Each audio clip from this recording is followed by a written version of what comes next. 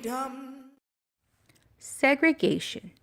Segregation is the separation or isolation of a race, class, or ethnic group either voluntarily or enforced by laws.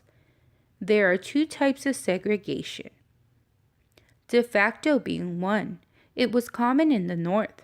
Segregation de facto is when one faction separates themselves from another by choice rather than by law.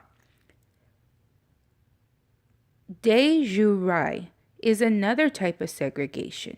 It was common in the South. For example, Jim Crow laws were enforced, laws that separated people by the color of their skin. White nurses were forbidden to treat blacks, and white teachers were not allowed to teach black students. Colored people could not even drink from the same water fountain as whites. In the book Roll of Thunder, Hear My Cry, a story told in the perspective of young Cassie Logan, brings to light the segregation the Logan family faced as a black family. Oh, freedom. Oh, freedom over me. And before I be a slave. Little man hopped down from the bank. "How's come they did that, Stacy, huh?" he asked, dusting himself up. "How's come they didn't even stop for us?" "'Cause they like to see us run, and it ain't our bus," Stacy said, balling his fists and jamming them tightly into his pockets.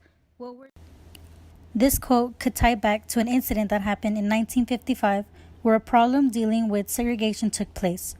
Rosa Parks, an African-American woman who later changed history, refused to give up her seat to a white person in a segregated city bus. She was later arrested and fined for this. However, because of her actions, she had encouraged the beginning of a boycott on the city buses that changed history.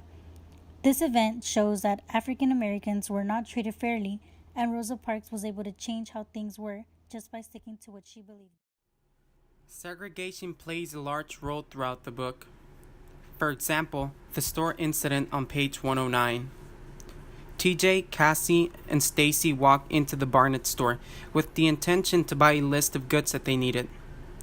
TJ then hands the list to Mr. Barnett and says, "Mr. Barnett, sir, I got me this here list of things my mama want." Mr. Barnett then takes the list and begins filling the order, but before he finishes, a white woman calls for help. Without second guessing, he begins filling her order instead. Soon after finishing her list, he then began doing the same for another white customer. This scenario perfectly depicts how black people were segregated during this period of time. Despite having arrived before the white folks, they were thrown to the back of the line as if they were any. The Great Faith Elementary and Secondary School, one of the largest black schools in the country.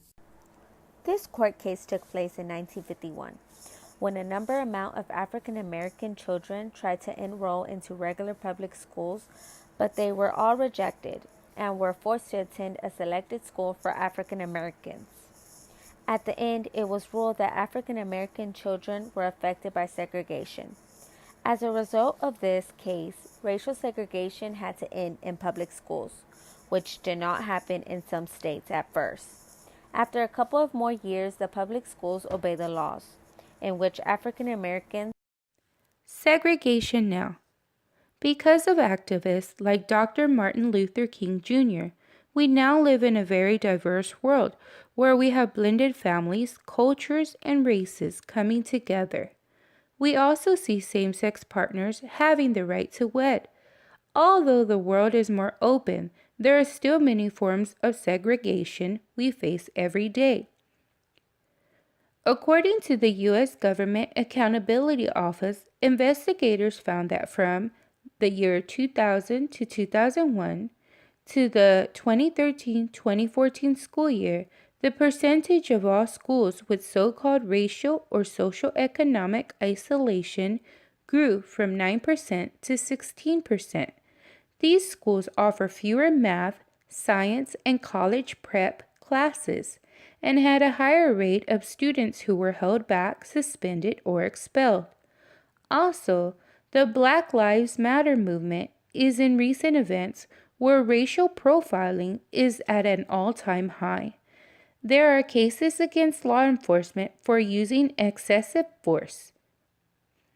It is up to us as the next generation of educators to mold our students to respecting one another in hopes that one day we can live in peace.